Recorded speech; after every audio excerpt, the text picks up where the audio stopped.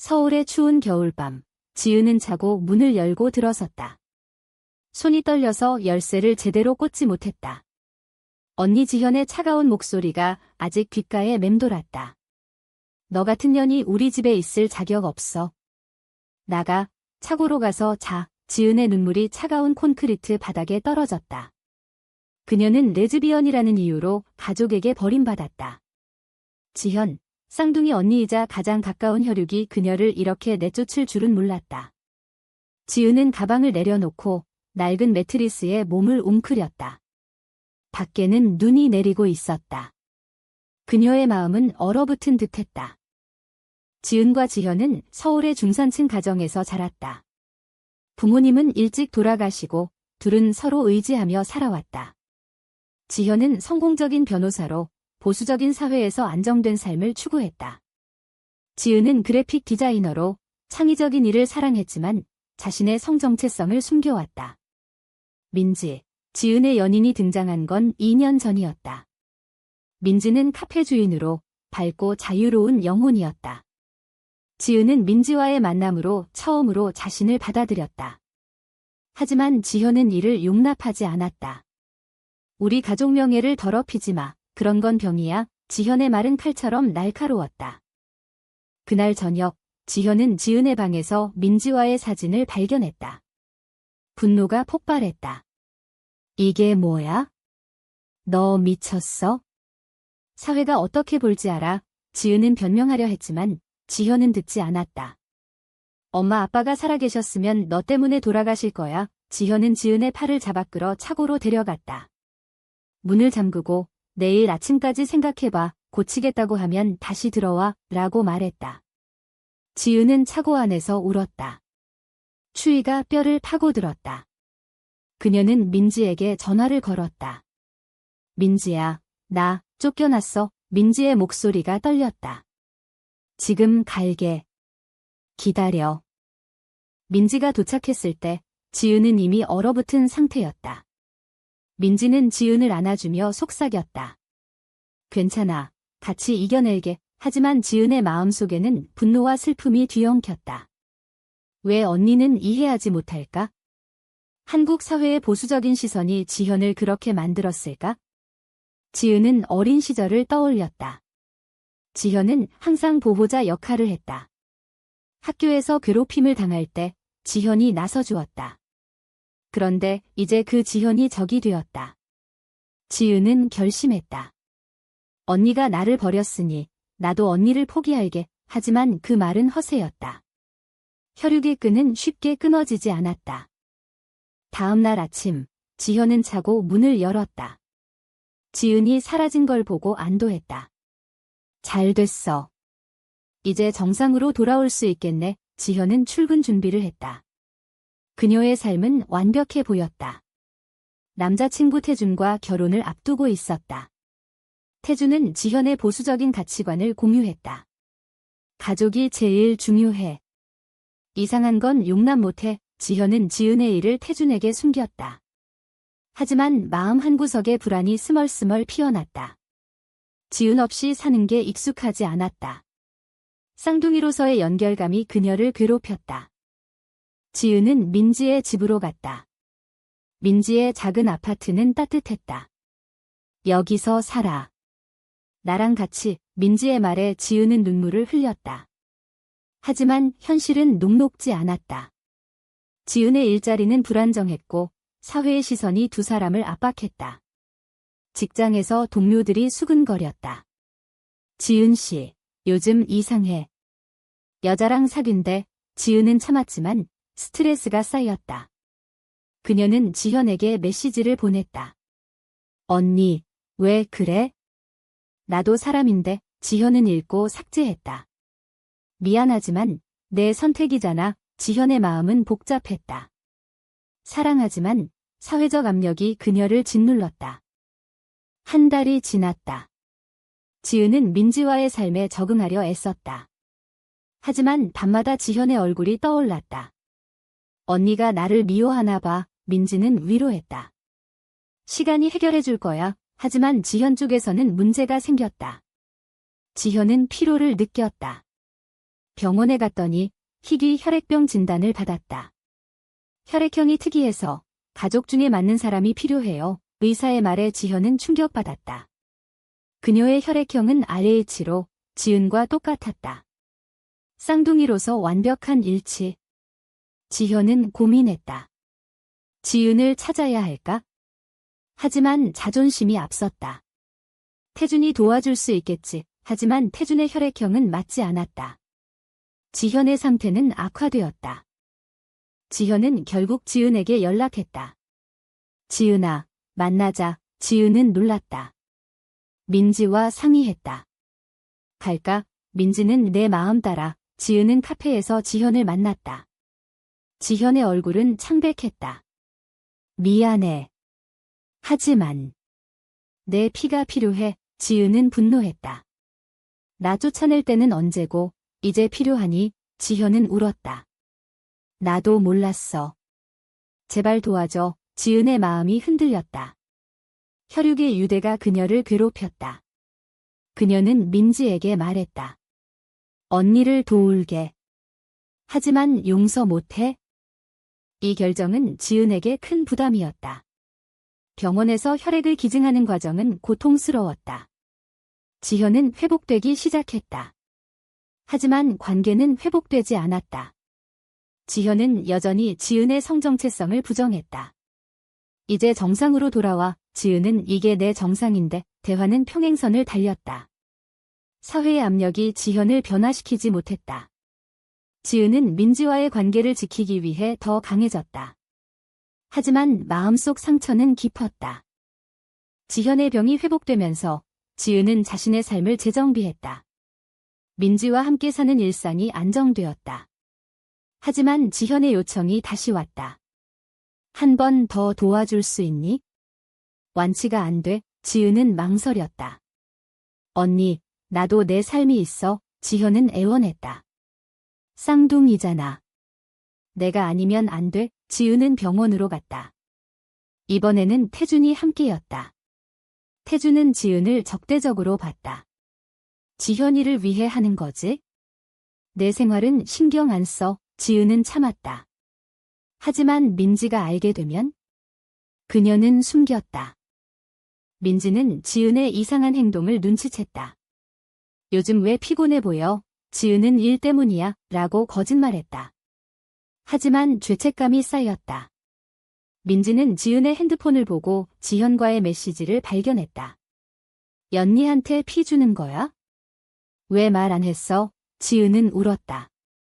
미안해. 가족이니까. 민지는 화를 냈다. 가족? 너 쫓아낸 사람이. 이 대화는 두 사람의 관계에 균열을 만들었다. 민지는 내 선택이지만 나 상처받아. 지은은 고민했다. 가족과 연인 사이에서. 지현 쪽에서는 태준과의 관계가 흔들렸다. 태준은 지현에게 말했다. 지은이랑 너무 가까워지지 마. 내 이미지에 안 좋아. 지현은 하지만 내 목숨 걸린 일이야. 태준은 결혼 전에 정리해. 지현은 압박을 느꼈다. 한국 사회에서 변호사로서의 이미지가 중요했다. 그녀는 지은에게 이번이 마지막이야. 라고 말했다. 하지만 병은 재발했다. 의사는 정기적인 기증이 필요해. 지현은 절망했다. 지은을 이용할 수밖에 없었다. 지은은 민지와의 갈등으로 스트레스를 받았다. 민지는 언니가 너 이용하는 거야? 깨달아. 지은은 알아. 하지만 포기 못해. 이 선택은 지은의 내적 갈등을 키웠다. 그녀는 어린 시절 지현과의 추억을 떠올렸다. 함께 놀던 공원, 서로의 비밀을 공유하던 밤, 이제 그 유대가 독이 되었다. 지은은 심리상담을 받기 시작했다. 상담사는 가족의 압력이 당신을 억압해요. 지은은 깨달았다. 하지만 행동으로 옮기기 어려웠다. 한편 지현은 병원에서 다른 환자들을 봤다. 그중 레즈비언 커플이 있었다. 한 여자가 파트너의 병을 간호하는 모습. 지현은 불편했다. 저런 게 정상인가? 하지만 마음속에서 의문이 생겼다. 지은의 선택이 정말 잘못된 걸까? 지현은 태준에게 물었다. 만약 지은이 그대로라면 태준은 절대 안 돼. 우리 가족 될 수 없어. 지현은 태준의 말에 동의했지만 불안했다. 그녀의 병은 그녀를 변화시켰다. 약해진 몸이 마음도 약하게 만들었다. 지은은 또다시 기증을 했다. 이번에는 지현과 대화를 나눴다. 언니, 왜 나를 미워해? 지현은 미워하는 게 아니야. 걱정하는 거지. 사회가 너를 받아주지 않아. 지은은 사회가 변해야지. 나부터 변하지 않을게. 이 대화는 지현의 마음을 흔들었다. 하지만 지현은 인정하지 않았다. 내가 틀렸어. 지은은 상처받았지만 민지에게 돌아갔다. 민지는 이제 그만해. 지은은 한 번 더. 이 반복은 지은의 건강을 해쳤다. 그녀는 빈혈 증상을 느꼈다. 사회적 압력이 더해졌다. 지현의 직장에서 소문이 돌았다. 지현 씨 동생이 레즈비언이래. 지현은 부정했다. 헛소문이야. 하지만 스트레스가 쌓였다. 그녀는 지은을 탓했다. 내 탓에 내 삶이 망가져. 지은은 언니 탓에 내 삶이 망가졌어. 자매의 대립은 깊어졌다. 지은은 민지와의 관계를 지키기 위해 지현과의 연락을 끊으려 했다. 하지만 병원에 전화가 왔다. 지현 씨 상태가 위중해요. 지은은 다시 병원으로 달려갔다. 이번 기증은 위험했다. 지은의 몸이 약해져 있었다. 의사는 더 이상 안 돼요. 지은은 무시했다. 언니를 살려야 해. 수술 후 지은은 쓰러졌다. 민지가 달려왔다. 바보야. 왜? 지은은 가족이니까. 민지는 울었다. 나도 내 가족이야. 이 순간 지은은 자신의 선택이 잘못되었음을 깨달았다. 하지만 후회는 늦었다. 지현은 회복되었지만 지은의 희생을 모른 척했다. 고마워. 이제 각자 살자. 지은의 마음은 산산조각 났다. 지은의 건강이 악화되면서 민지와의 관계도 위기에 처했다. 민지는 언니 때문에 내가 죽을 판이야. 그만해. 지은은 언니도 나처럼 고통받아. 하지만 민지는 내가 왜 희생해? 사회가 변하지 않는데 지은은 사회의 정형화된 시선을 생각했다. 한국에서 레즈비언으로 사는 건 전쟁이었다. 친구들은 멀어지고 가족은 등을 돌렸다. 지은은 블로그에 자신의 이야기를 썼다. 익명으로. 가족의 사랑이 조건적이라면 그건 사랑인가? 반응은 엇갈렸다. 지지하는 사람도 비난하는 사람도. 지현은 지은의 블로그를 발견했다. 충격이었다. 내 이야기잖아. 그녀는 분노했다. 태준에게 말했다. 지은이 나를 비난해. 태준은 소송 걸어. 변호사잖아. 지현은 망설였다. 쌍둥이로서의 감정이 남아 있었다. 그녀는 병원에서 만난 레즈비언 커플을 떠올렸다. 그들의 사랑이 진짜처럼 보였다. 지현은 처음으로 의문을 품었다. 내가 잘못된 건가? 하지만 보수적인 환경이 그녀를 가로막았다. 직장 상사가 말했다. 가족 문제는 깨끗이 해. 이미지 중요해. 지은은 회복 중에 결심했다. 언니와 거리를 두자. 하지만 지현의 전화가 왔다. 블로그 지워. 내 탓에 내 인생 망가져. 지은은 언니 탓에 내 인생 망가졌어. 대화는 감정적으로 흘렀다. 지현은 울었다. 미안해.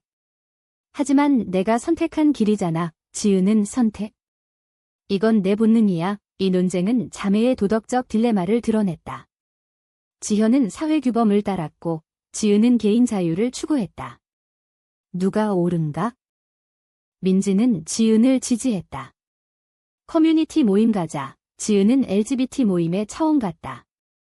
그곳에서 비슷한 이야기를 들었다. 가족이 버려도 우리는 가족이 돼. 지은은 힘을 얻었다. 하지만 지현의 병이 다시 악화되었다.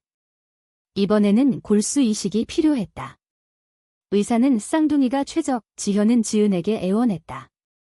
제발, 마지막이야. 지은은 거부했다. 내 건강이 위험해. 지현은 내가 안 도우면 죽어. 이 압박은 지은의 내적 갈등을 극대화했다.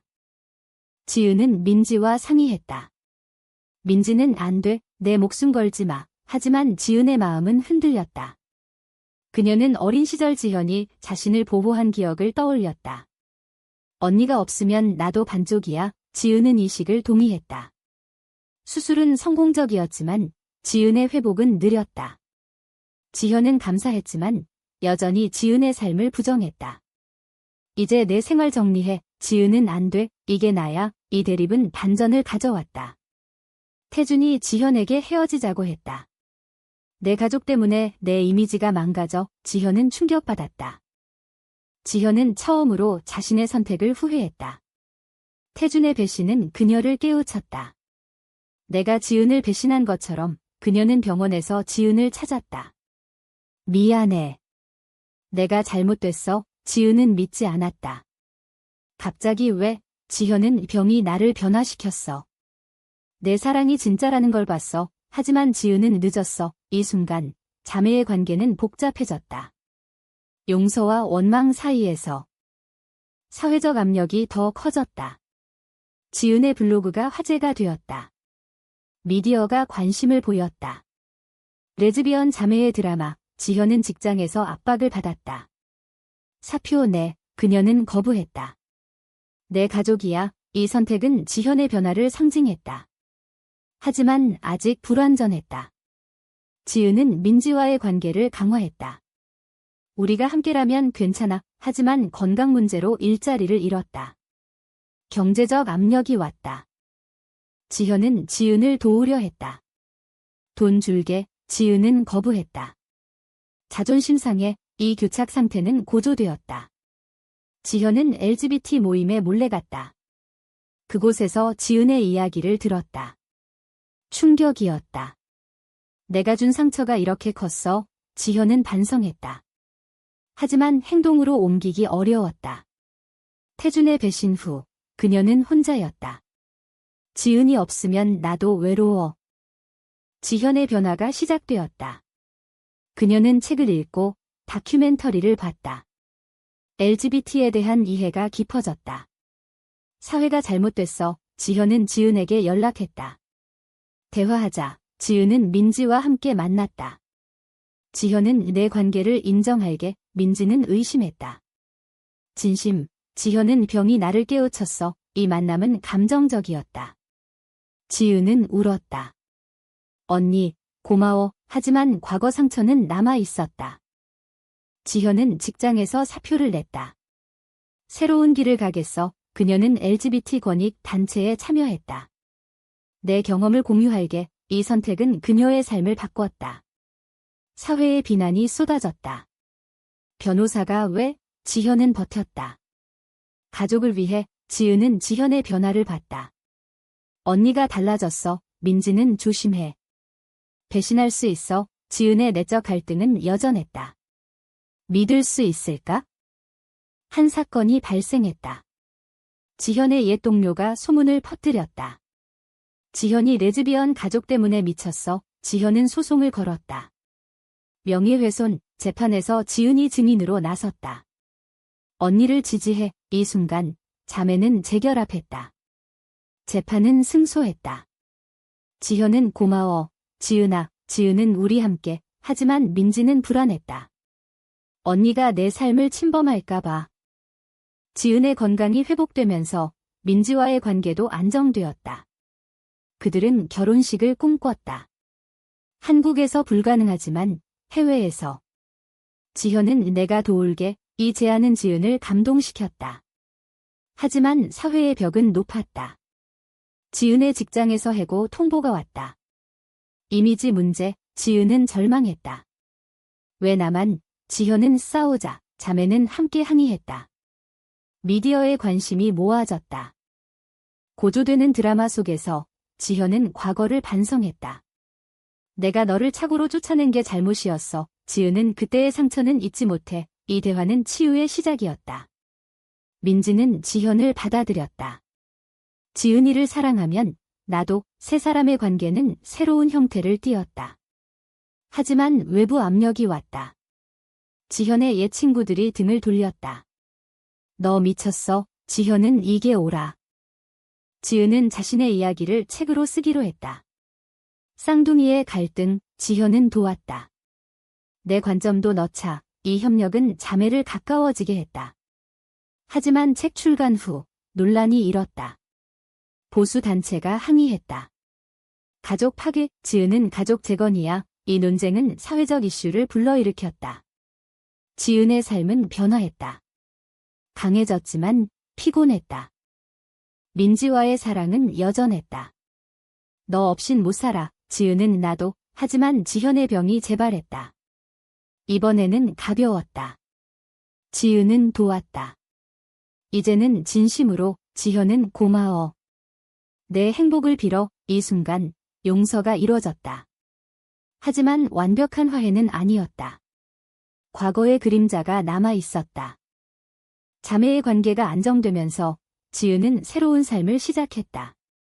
민지와 함께 카페를 열었다. 자유로운 공간, 지현은 변호사로서 LGBT 케이스를 맡았다. 변화를 위해 세 사람의 삶은 얽혔다. 하지만 도전은 계속되었다. 사회의 정형화된 시선이 그들을 압박했다. 지은은 모임에서 연설했다. 가족의 사랑은 무조건적이어야 해. 청중의 박수가 터졌다. 지현은 태준을 만났다. 왜 헤어졌어? 태준은 내 가족 때문. 지현은 그게 내 선택. 그녀는 자유로워졌다. 지은과 민지의 결혼식에 참석했다. 해외에서 축하해. 이 순간 지현의 눈물이 흘렀다.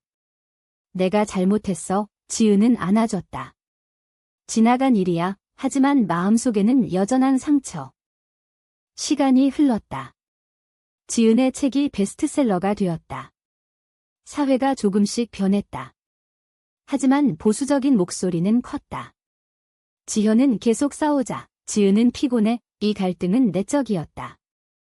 희생의 대가가 컸다. 지은의 건강은 완벽히 회복되지 않았다. 민지는 쉬자. 지은은 못 쉬어. 변화 위해. 최종 고조에서 지현의 병이 완치되었다. 내 덕분, 지은은 우리 덕분, 자매는 공원에서 산책했다.